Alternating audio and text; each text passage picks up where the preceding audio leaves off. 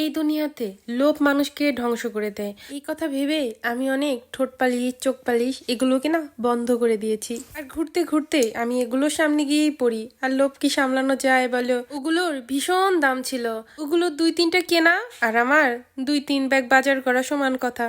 তাই আমি কাঁদতে কাঁদতে 2 ব্যাগ কাঁচা বাজার নিয়ে বাড়ির উদ্দেশ্যে রওনা দিলাম। আমার ছেলে যাচ্ছে, ওই যে দেখা যাচ্ছে। আর আকাশটা আজকে এত ওয়াও ছিল। তো ঘরে গিয়ে এখন আমার রান্না করতে হবে।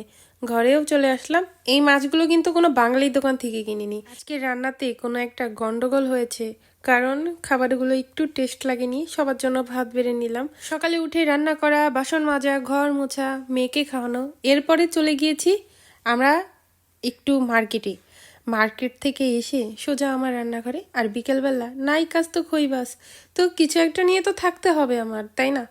আর এরা তো 2 ভাই বোন অলওয়েজ ফাইট করে। তো বন্ধুরা, আজকের